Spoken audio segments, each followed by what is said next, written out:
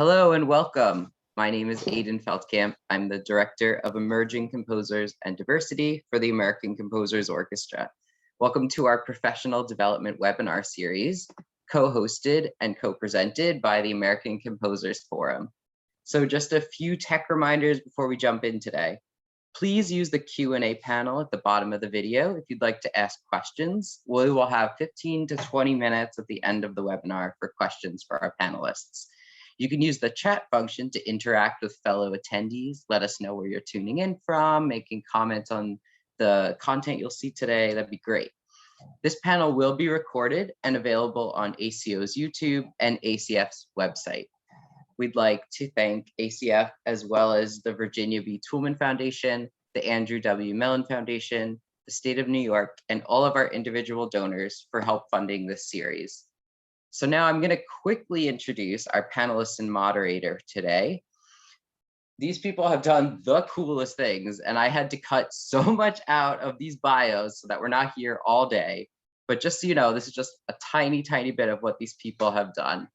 So we have our moderator today, our ACO president and CEO, Melissa Ngan. She comes to ACO from the Fifth House Ensemble, which is a Chicago-based organization that she founded and has led since 2005. As the CEO of Fifth House Ensemble, Melissa has driven the organization's creative and training partnerships and has led curriculum design for the Fresh Ink Festival, which has commissioned more than 200 new works over 10 years and has provided leading-edge artistic and professional development to emerging artists via more than 35 training programs annually. Since 2013, Melissa has also served as a consultant for organizations, including the Cleveland Orchestra and the San Francisco Opera. She has led long-term projects with universities and conservatories nationwide and has worked to define the training process for emerging artists, including those at DePaul and DePaul, which I always get confused. Mendi and Keith Obadike, they make music, art, and literature. Their recent projects include a series of large-scale sound artworks, including the blues speaker for James Baldwin at the New School in New York, and Fit, the Battle of Jericho at the Metropolitan Museum of Art, also in New York. Keith is a professor in the College of Arts and Communication at William Patterson University, and he serves as a digital media editor at Obsidian. And for Mendi, after working as a Kotzen postdoctoral fellow at Princeton University, she became a poetry editor at Fence Magazine and is currently an associate professor in the Department of Humanities and Media Studies at Pratt Institute. Mendi and Keith also serve as art advisors to the Times Square Alliance and the Vera List Center for Art and Politics. Next, we have Paola Prestini. She is a composer whose works explore interdisciplinary forms in conversation with art, science, and social justice. She has architected many large-scale projects, from the Hubble Cantata, the first mass VR opera, to Con Alma, her 2020 album with jazz singer Megas Herrera, recorded remotely with over 30 artists across 3 continents. Prestini is also the co-founder and artistic director of Brooklyn-based arts institution National Sawdust. Her compositions have been commissioned and performed at the Brooklyn Academy of Music, Barbican Center, Cannes Film Festival, Carnegie Hall, the Chicago Symphony Orchestra, the Kennedy Center, the LA Philharmonic, LA Opera, the New York Philharmonic, and the Minnesota Opera, among others. And we have Kamala Sankaram with us today. She's praised as strikingly original by the New York Times, and she moves freely between the worlds of experimental music, creative music, and contemporary opera. Her recent commissions include works for the Glimmerglass Festival, Washington National Opera, Houston Grand Opera, the Prototype Festival, and Creative Time, among others. Known for her work with emerging technologies, her recent works include Only You Will Recognize the Signal, a serial space opera performed live over the internet. Looking at You, a techno-noir featuring live data mining of the audience and a chorus of 25 singing tablet computers. All decisions were made by consensus, and a short absurdist opera performed live over Zoom, which was featured on NBC and BBC 3. and last but not least, The Parksville Murders, which was the world's first virtual reality opera.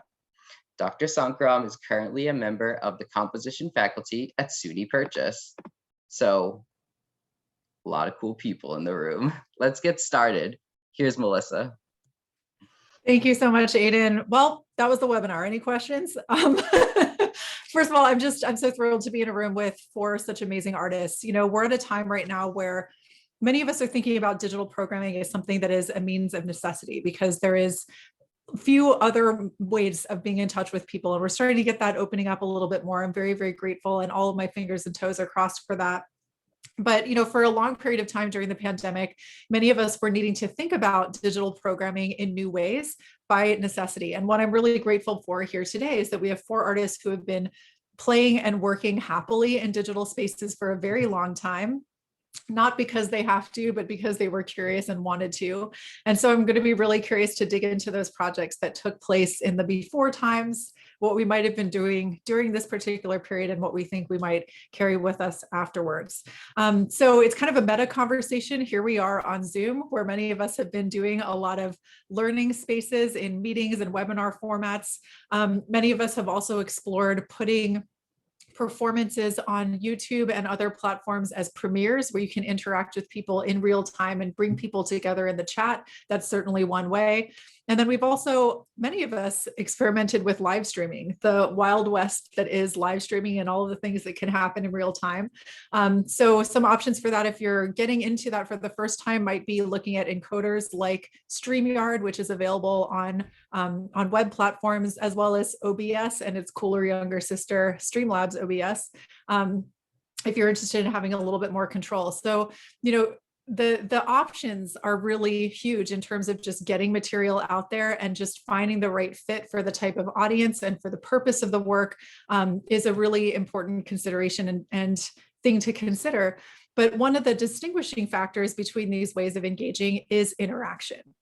It's the relationship you want to have with your audience, how you want to be with them in real time or asynchronously. So one of the things that I'd like all of our listeners and panelists to be paying attention to in our conversation is that potential for interaction in digital space. As we think about why we do this work here and in this way, there's sometimes a feeling that the work we do in digital spaces is perhaps less good than the work we might do in person. And I want to unpack that a little bit because the work that each of these folks has done really pushes back on that notion because it starts to speak to questions of access, of interactivity, of collaboration across distance, things that technology has been able to solve and make possible. So I'm really looking forward to the inspiration and also some of the practical tools that we'll be sharing today. So I kind of want to start by just asking each of our panelists to share a little bit about where they were in their journey with digital art making before the pandemic hit. And I want to start a little bit with Mendi and Keith, because the two of you have been working in these spaces for such a long time and for really specific reasons, which you shared with me. So I wonder if you might be able to give us a little bit of that story. Sure. Thank you, first of all, for having us here and with such great people to talk to. We first did our first streaming piece in 2002. And so at that point, it looked very different from what streaming looks like now.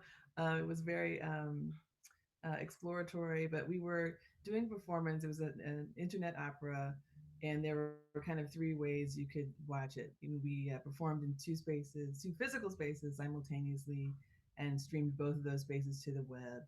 And in each space, you could also see what was happening in the other space, although you couldn't hear it. And so the audiences switch spaces, the characters, the performers switch spaces throughout.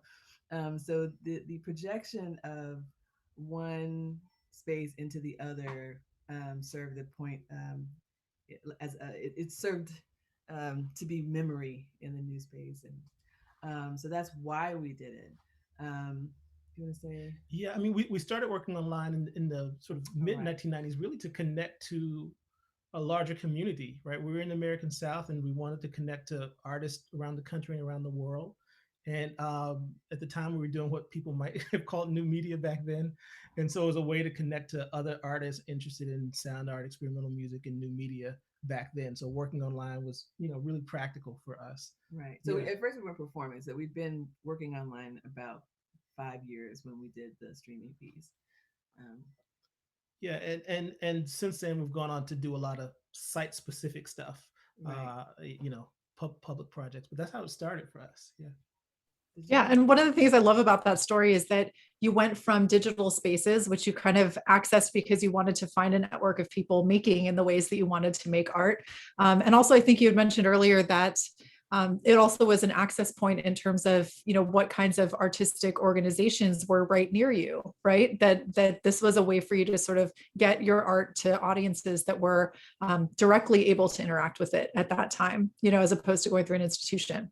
Yeah, so I mean, a lot of our immediate community from the late 90s into the early 2000s was a net art community that was dispersed. It was around the world. And so, but also the local institutions were not interested in the kind of work we were doing. So we were really able to communicate with our audience in that way.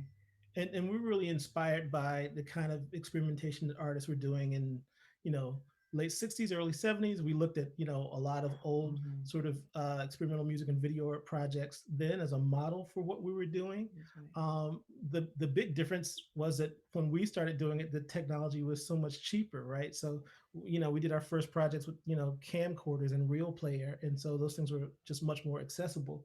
And now we're at a place where many things are even easier. So we see, a lot more interesting work happening just because more artists are online. Yeah. Love it. And one other interesting thing about your story is that you went from digital space to physical space. And I love the way you talk about how digital space is just another kind of space to activate, which is really lovely. So I wonder if you have any examples of some of that early work that you'd like to share with us. Yeah. We'll just show like a couple of seconds. We have like 3 different things to show a couple of seconds of. So cool. We'll play just a little excerpt of the music from the Sour Thunder, just so you can hear a little bit of what that sounded like. Let's see. What's the noise? Oh. Yeah. See, I think I'll play this from YouTube. Are you able to see my sort of YouTube screen here? No. Okay. Let me try it again. Catch my breath and run faster, faster. Blue Jasper's got me on the run. I don't know what, I got nowhere to turn.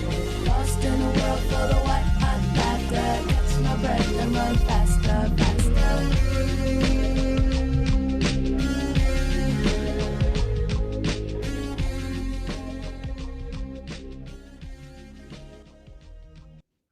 So I know it's very brief. That was just a little bit of what the project sounded like. And like as Mendi said, we were working in a couple of sort of black box spaces, and a lot of this stuff was like triggering samples in real time. That's how we did things back then. Yeah. So we had like hardware samplers in different places that we were triggering. Yeah. And just to give you a sense of the kind of, more site specific stuff that we began to do. I'll show you a little bit of Compass Song, which is an app that we made for Times Square. And so this is from 2017. So this is a sound walk app. And this is a little bit of the demo from that app.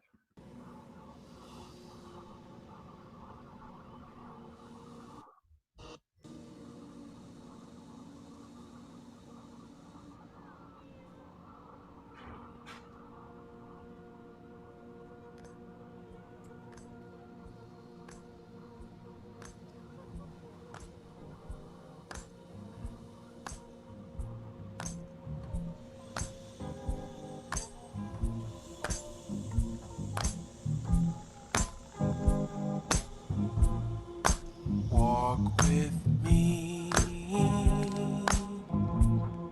walk with me, walk with me, yeah. Walk with me while I'm on. So it's kind of difficult to explain what all happens in the app, but so there's us reperforming the sounds of the city, that's constant, and then as people walk around with the app open, different sites in Times Square will trigger either like bits of songs or bits of poems or little reflections on what happened in that space over 400 years. So there are a lot of, it's hard to get all of that in a little bit of a second, but and the other sort of important site-specific part of that is that it was combined with a live performance where a group of singers were singing this freedom song, "Walk with Me," and moving in the cardinal directions. Yeah. So that's a little bit about how that project worked. Do you just want to show one other thing from, or maybe, okay.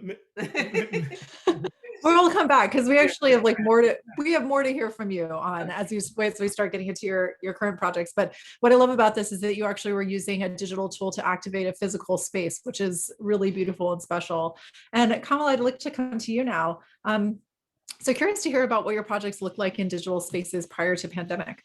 Yeah.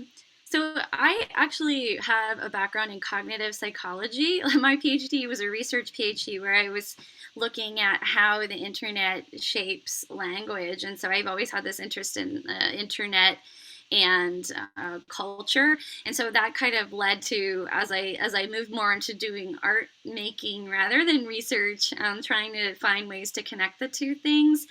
And I actually spent a little bit of time as a research assistant at the Ford Foundation working on internet rights. So part of that led to the piece I'm going to show you a little bit of in a second. But so that's part of it, is how does technology affect culture, but then also how does it affect access, and how does it allow for things that have been institution bound to make their way outside of the institution.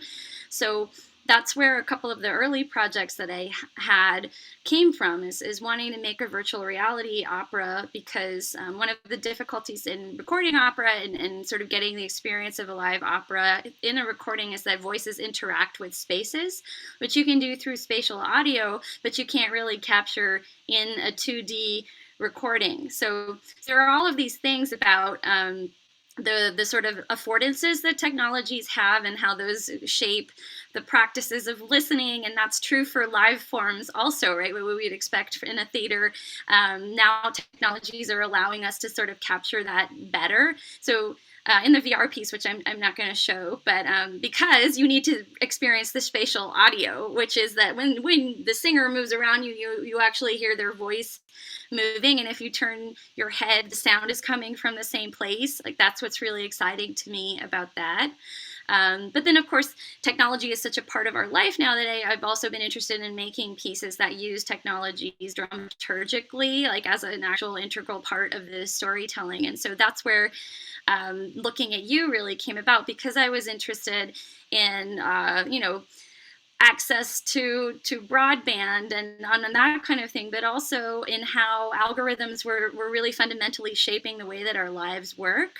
If you haven't read Shoshana Zuboff's book, Surveillance Capitalism, it's really, really a good encapsulation of what's been happening over the last 10 years, which is that increasingly decision-making is outsourced to machine learning rather than having actual people doing it. So, for example, you have an algorithm deciding what you should watch on Facebook. You have an algorithm deciding if you qualify for a mortgage. You have an algorithm deciding if a teacher should be promoted or fired.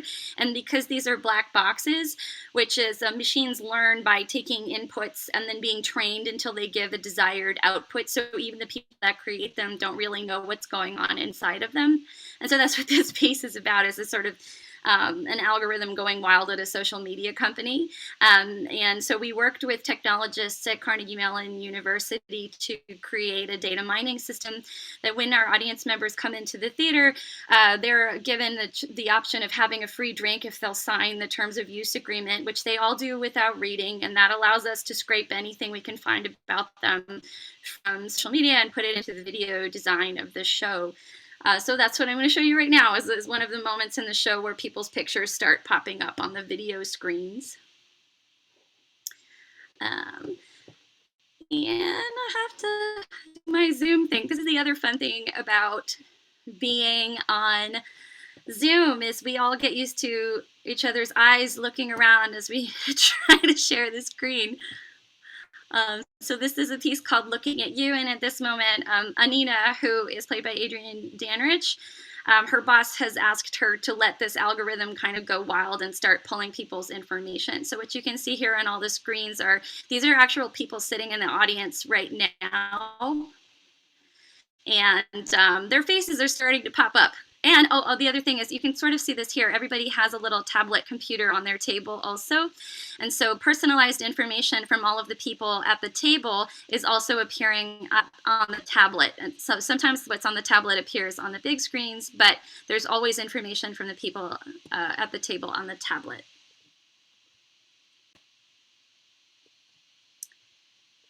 And you are not playing now.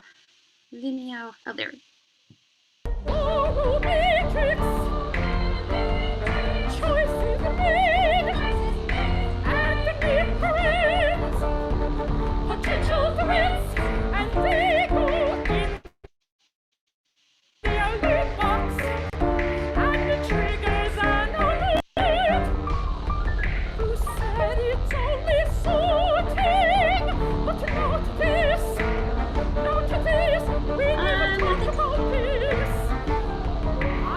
I think that gives enough of a taste of that. So as you can see that as she's sort of walking around and swiping things off of the iPad, they appear on the big screens. Amazing. Amazing. So basically you're gathering information about audience members. Is that, yes. And that's happening in real time? That's happening in real time, and it sort of ramps up over the course of the show so that by the end, the algorithm accuses someone of being a terror threat, and an audience member is removed from the theater. Wow. Wow. So only people who are not uncomfortable with that experience need to apply. Well, you can really always opt out. What was interesting to me, and we actually did kind of paper tests of this before we did the show, which is that if you offer people something, they don't read what's actually in the contract. And, that's a lot of the problem that we run into with social media is that we've all signed our data over to these big companies because it seems free, but it isn't actually free. What we're paying with is the information about ourselves that is then used to track our movements across the internet. I love it. I love it. I'm getting some questions in the chat about how people felt about this. So how did people react? Because you're sort of simulating that experience of not being fully aware that you're giving away your data and that it might be publicly used. So I'm just curious how that came across. Well, we wanted this to be something to drive people to action. And so every night we had talkbacks with technologists and privacy experts. And we also sent everyone home with a digital privacy kit that said, this is exactly when you gave us permission to do this. This is exactly how we did this. And if you don't want it to happen again, this is exactly how you protect yourself. And everything that we pulled was on social media. Because the funny thing about the researchers that we worked with is that they had actually done studies where they were able to find people's social security numbers using the information that was publicly available. We decided not to do that, but then just knowing that that's possible is something that I think is very scary.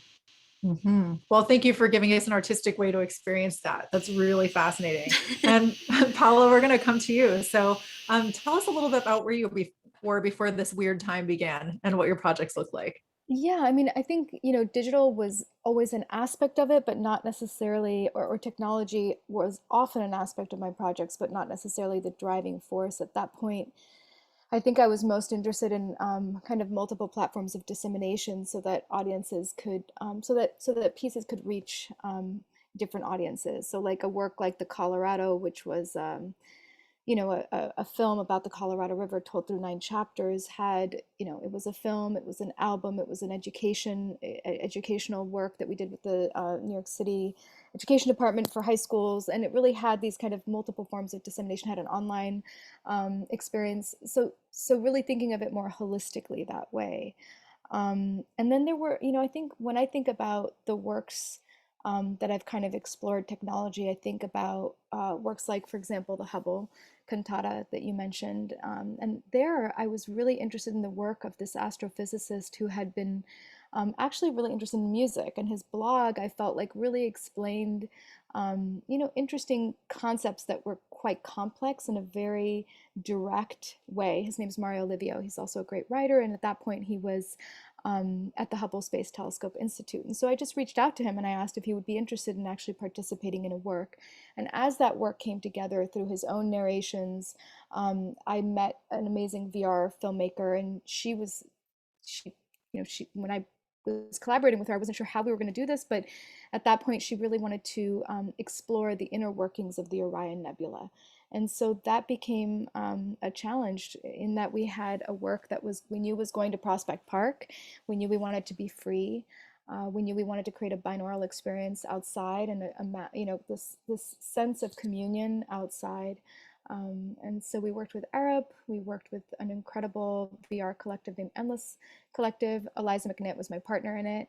And it was an amazing experience, that I think did create a moment of unity in this often very isolating sport of VR. So I guess for me, it's always about kind of what I want to discover and making sure that it's accessible and that it's something that as many people can participate in. And so it's never been about the technology itself, although sometimes the technology really is a meaningful part, and often is a meaningful part of the adventure. And then that led me into the pandemic. So in the pandemic, I was actually on the border where I was raised, and like everybody, experiencing it in a very different way. And I really wasn't able to write, and I got a phone call from my friend Magos Herrera, who's in Mexico. And that phone call became why don't we write something together? We haven't written something together ever. So we started writing back and forth, and we couldn't have done that album without technology. But I think the biggest takeaway, aside from the fact that we were able to collaborate with people from all around the world, because it wasn't even a question if we could be together. It was just like, oh, this is the way we're going to communicate now.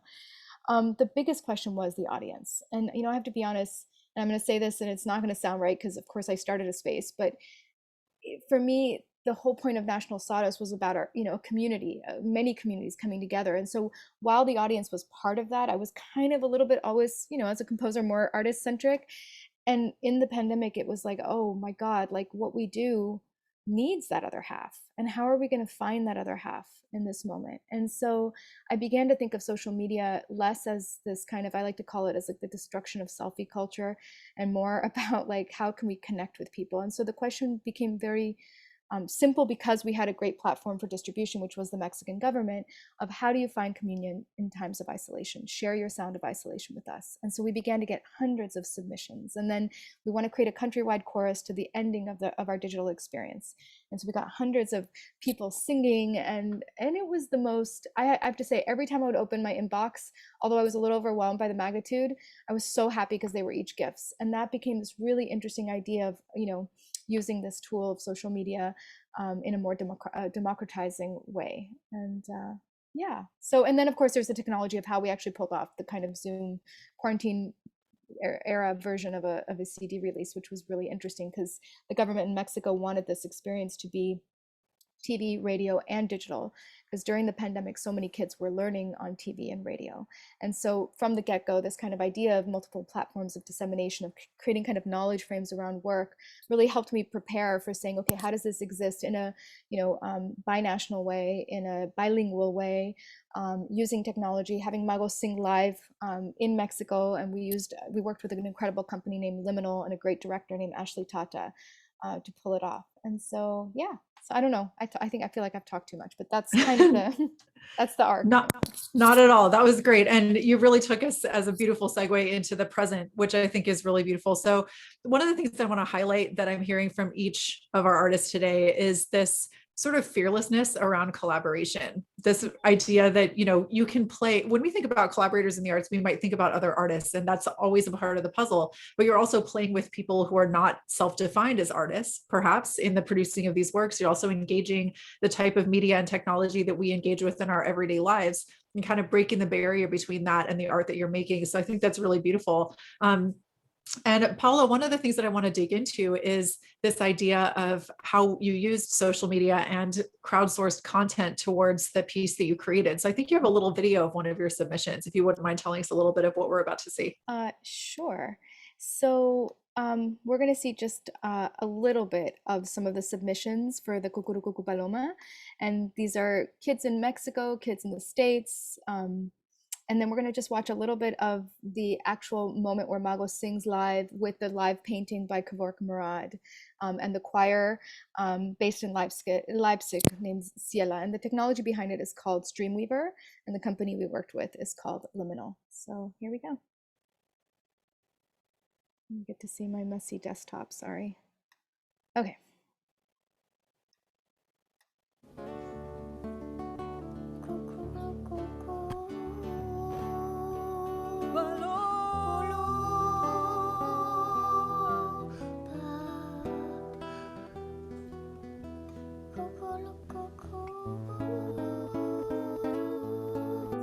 No llores.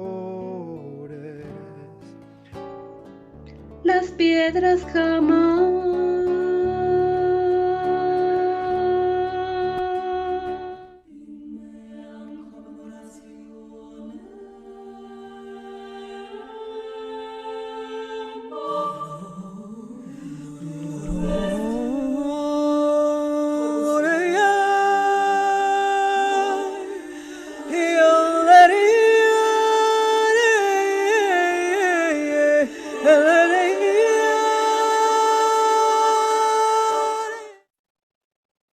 So that gives you a taste. Amazing. That just makes my heart melt every time I see that video. It's so heartwarming, and especially knowing that we're all in moments where we've been in isolation, we've been separated from each other, to just get that moment of being inside each other's homes and seeing people that we haven't seen in a long time. That's just really, really special. And as it all came together, I wonder if you can talk a little bit about what aspects of the piece were live versus pre-recorded and pre-rendered, and how that came together in the final product. Sure. So I was at National Sadas with Kavork. We were both live. So all the painting was being mixed live and captured. Magos was in Mexico and she was live. And then we essentially had the choir parts pre-mixed so that she was singing to the choir parts. We had kids in Harlem from the Young People's Chorus joining.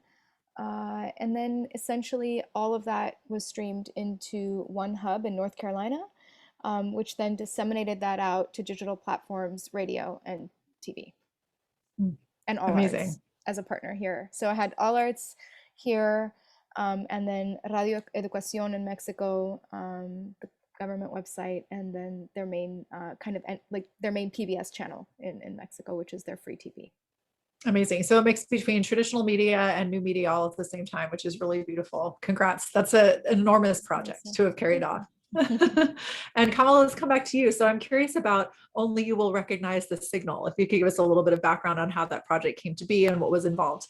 Sure. So when the pandemic hit and I had everything canceled and all of my singer friends had everything canceled, for them, because they have a thing called force majeure in their contracts, which I don't know who's on the webinar right now, maybe you're familiar with that. But basically what it meant is that they didn't get paid anything, even for gigs that were supposed to be in the next couple of weeks that they'd been preparing for months. And so, I had this bad feeling that we were going to be stuck in this situation for longer than anyone was ready to face. And so I talked to my collaborators from Looking at You, and I actually said, I want to try making something over Zoom.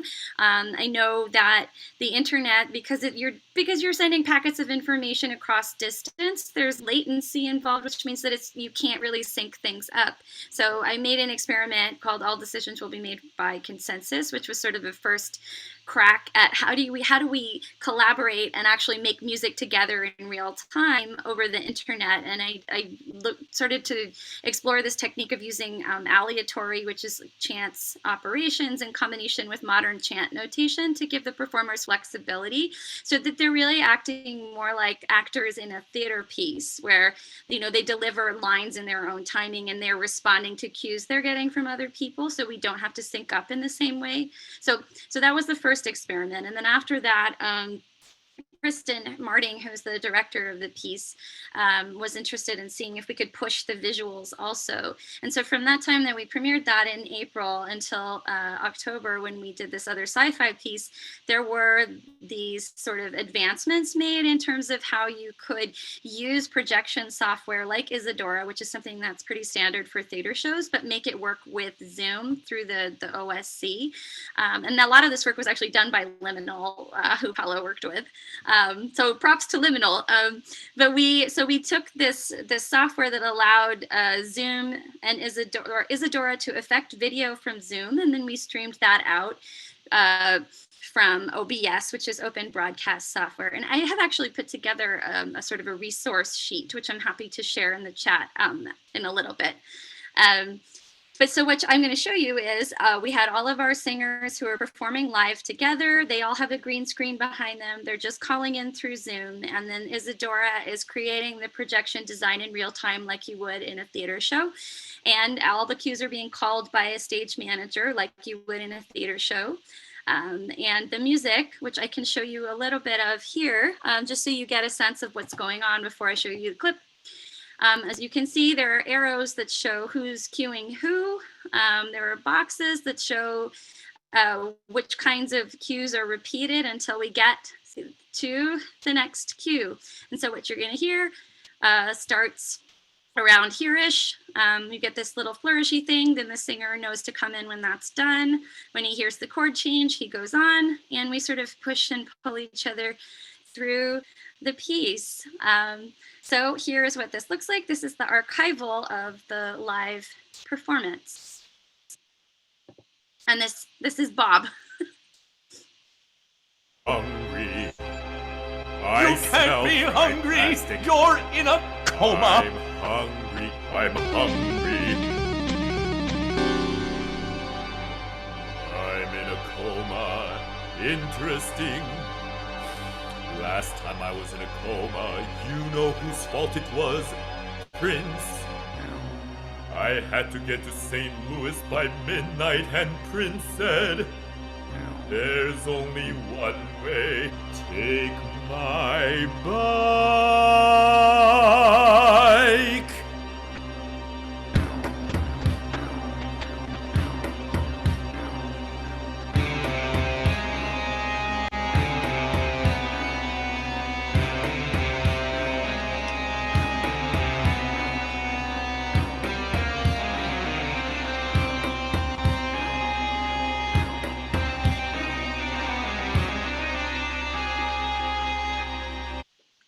So that's, again, just a little taste. Love it. And so when this was performed, were all of the singers live on Zoom at that time? Yes. Great. And how did you handle the audio to be able to get good quality? So we sent everybody a kit, which had an audio interface and a decent microphone in it. They also got a ring light and the green screen so that it was uniform. And then the funny thing about doing things over Zoom and OBS is that I was triggering the electronics live in response to what the singers were doing. But I couldn't hear what it would sound like on the other side of the stream. So we also had someone listening to the stream who was giving feedback around levels. And so that it was again, it's like a theater show. You have a sound designer who is in the room and sort of helping you to adjust levels. And then you're all cueing and going together.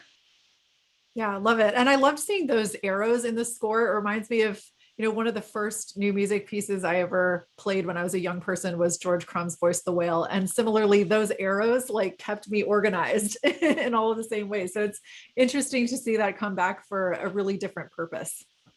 Yeah. Yeah, that's beautiful. But I think it's all about flexibility for the performers, right?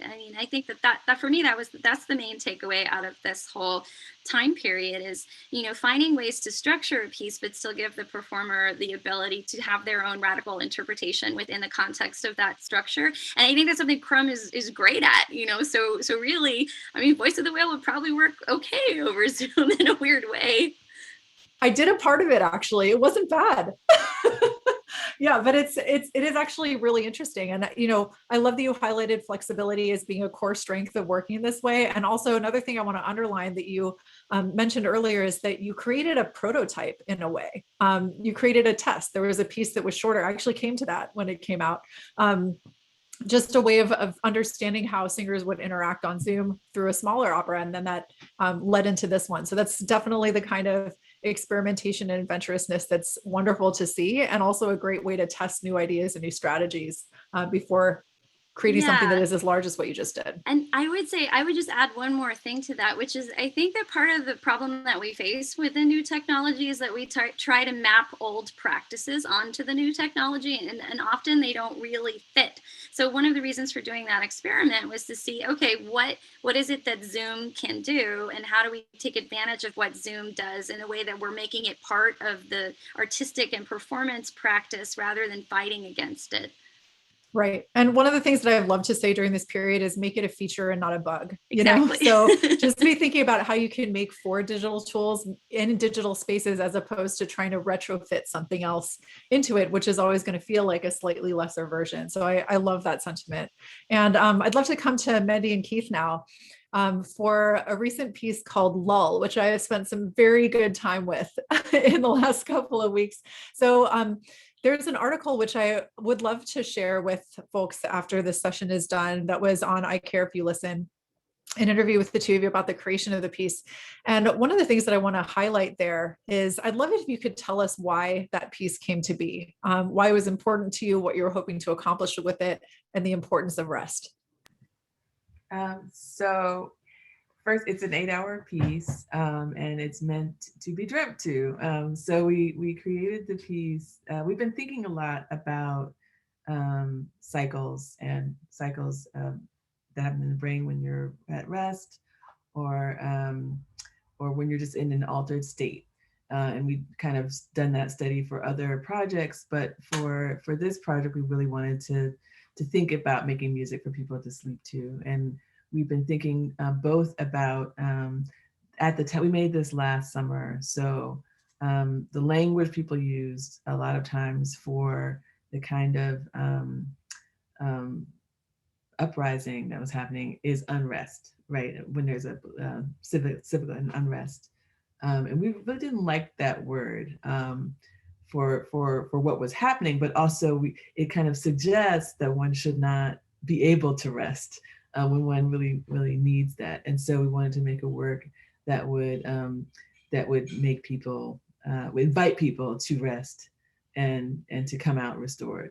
And I would say, yes, we want to invite people to come out to rest, but also to understand that rest is just a fundamental component of activism, of creative work, of what we do as artists.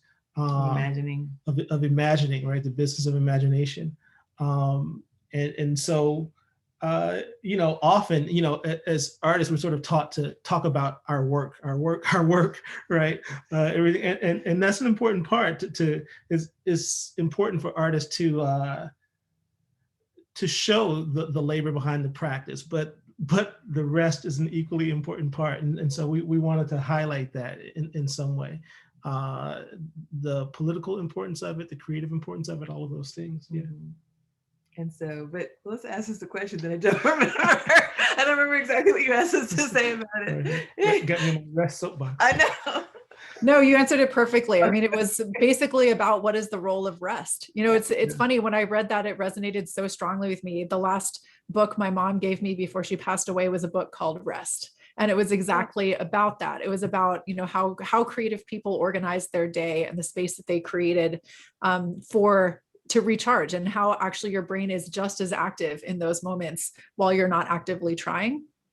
So I loved the approach that you took to that in terms of placing importance on that, and then also creating a work of art that invites people to take that time and engenders different states of consciousness. So I'm curious, in the way you put it together, what were some of the ways that you researched what you were going to make as an experience for people, in an experience as intimate as falling asleep? Yeah, well, I mean, we looked at a lot of different sources. I mean, we've been thinking about the thing for a while, but really sort of going into the pandemic and, watching everything that was happening around the world really got it going.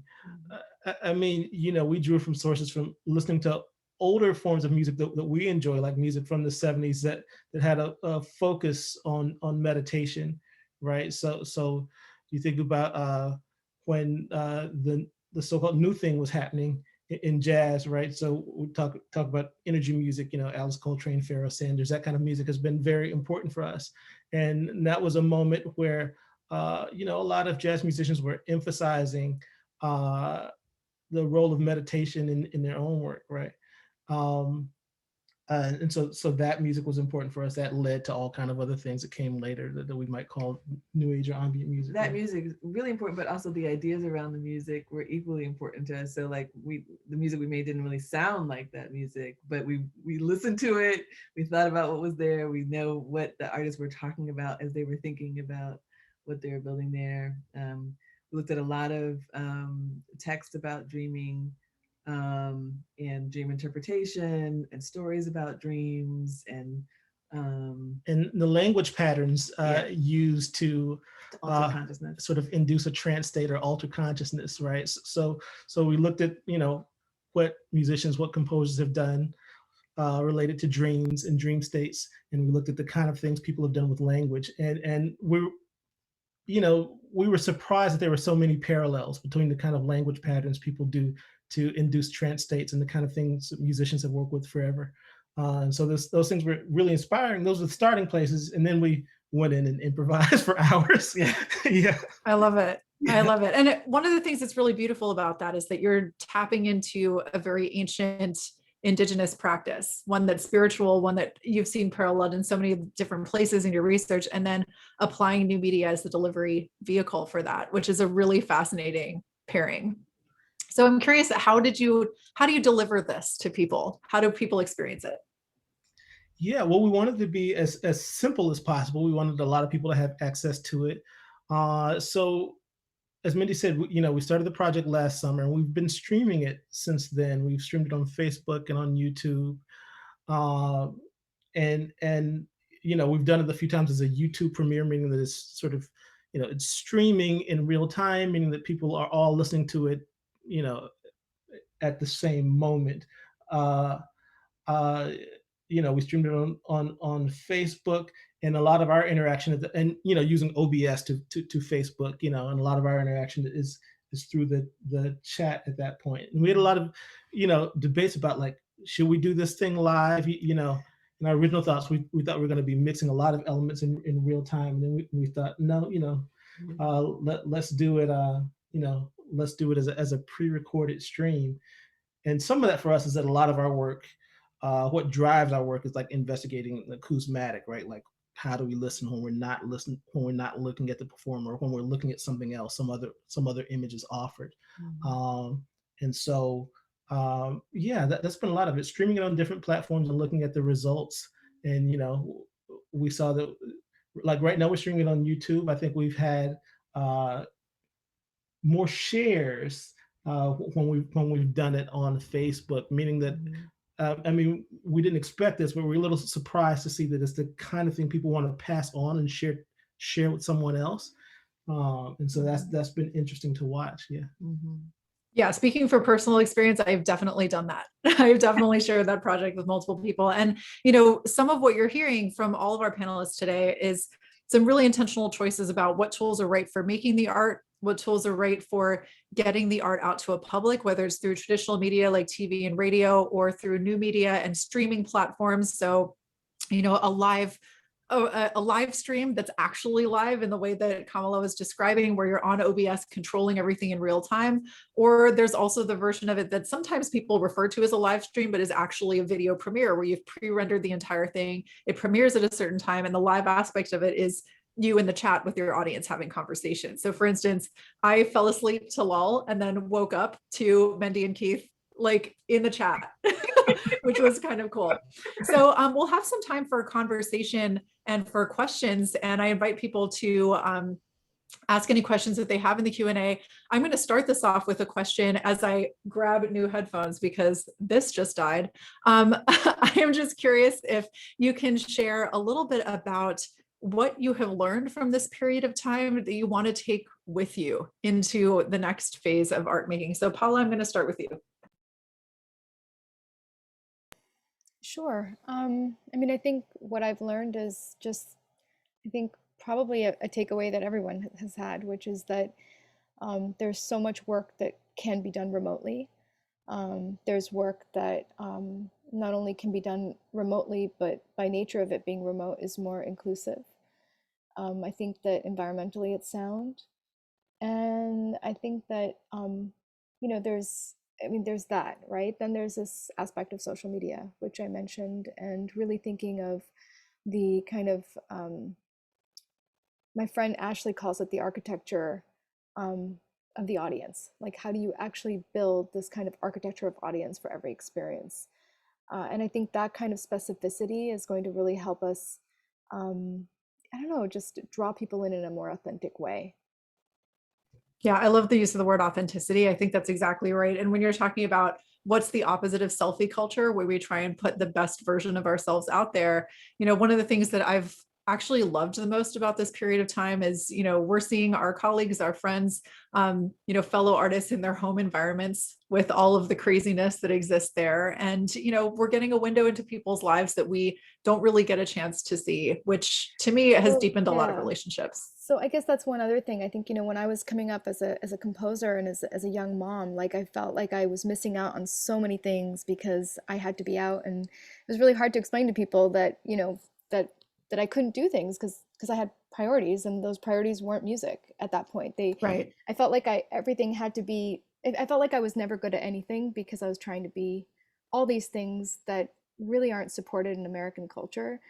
And so I guess how that relates to the pandemic is that, I've had time to catch up with my family, and that feels like the biggest gift, and I wouldn't give that up for the world. So I think that going forward, I just hope that for people who do choose to have family, or can have family, who want that as part of their, their world, that they can feel free to make those choices and not feel the pressure of building a career, because it's a long career that one can have.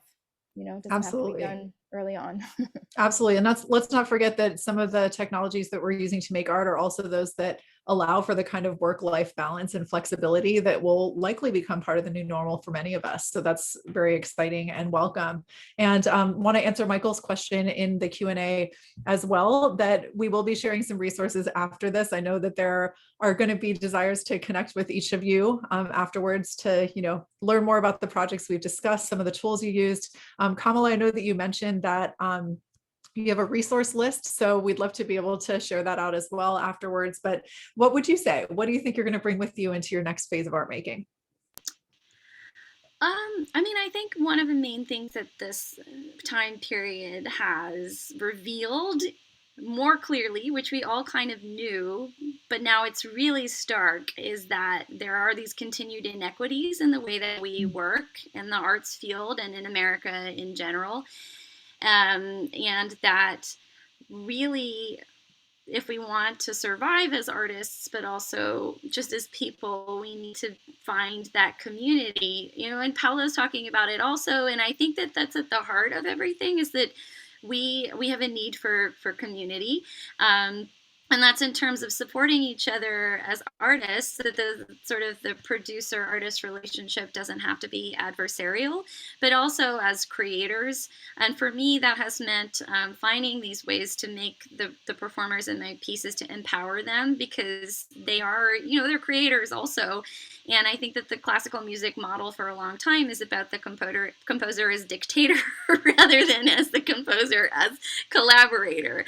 And so in finding this flexibility for these internet pieces, that's something that I want to take into pieces in real life also, which, in my work in the more avant jazz space, like that's something that's more normal, but in classical music, it isn't as normal. And so I hope that we embrace that. But on a larger scale, I hope that we also embrace this means of community building by lifting each other up rather than thinking in terms of scarcity, as we have been.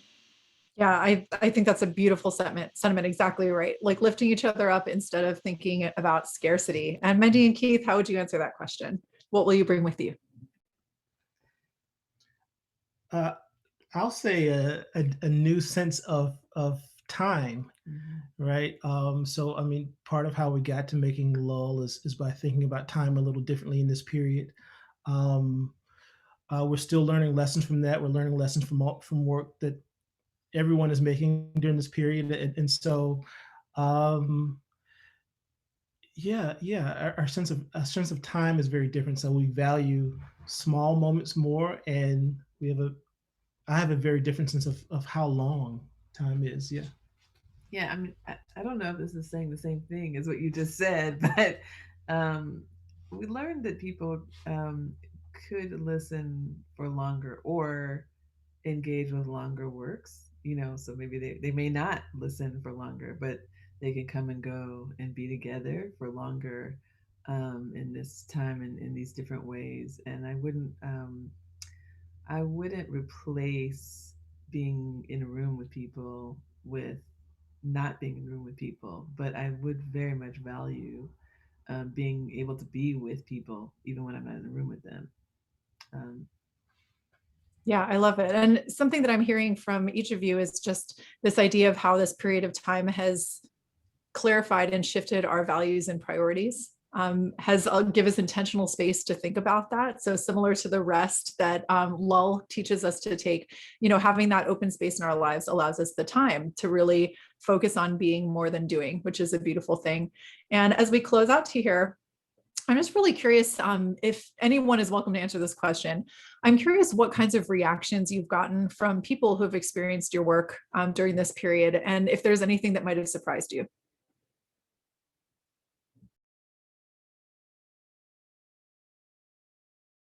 I can jump in.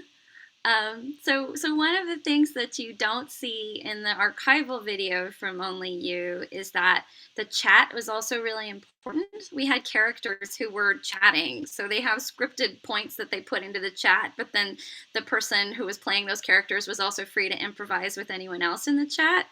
And I kind of loved how social concert going became, because we didn't have a lobby to hang out with. So everyone was just sort of, that's where you say hi to people. That's where people are talking in the chat right now.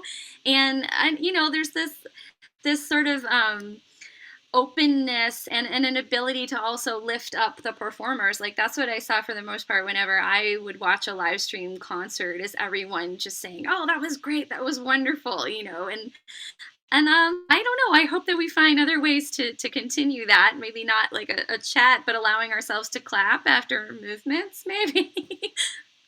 Oh, I totally hear that. I got to say, that's been my favorite part of attending digital events, is being in the chat with folks and, sharing that excitement in real time right away and watching people react. Years ago, I did a project with James Buckhouse, who was at the time the director of corporate design at Twitter, that had, live tweeting during performances and things like that.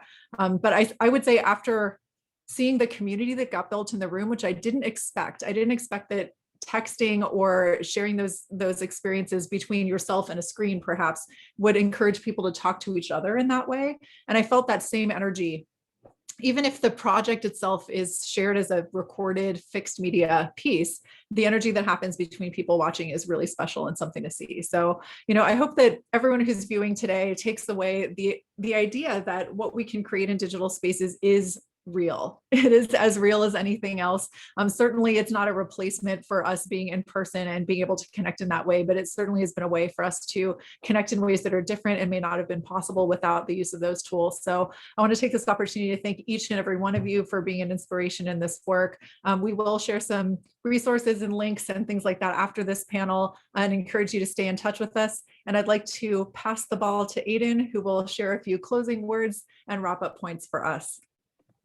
Thank you so much. And thank you to our panel and moderator today for sharing all your work. It's amazing. I just also wanted to thank the staff of ACO and ACF. I have Billy Lackey backstage with me from ACF. That's been awesome. A few things as we close out. So we have a post-event survey that I would love to have you all fill out. It helps us create future programming like this so that we know what you want to talk about. We know who you want to hear from. We have 2 upcoming events really soon. We have a composer to composer talk with Alvin Singleton and Jonathan Bailey Holland. That will be on May 26th at 5 p.m. Eastern Standard Time. And that's just going to be a talk about Alvin's work and exploring one of his pieces kind of more in depth. And then we also have a film composition webinar on June 16th at 3 p.m. And that will be with Terrence Blanchard, Catherine Bostick, Laura Cartman, and Rachel Portman. So that'll be a lot of fun. And that's talking about the composer's place in film composition, how those gigs come about, and how that whole process works. So join us for those, and you can sign up free at these links. And thank you for being with us today. We hope you have a good day.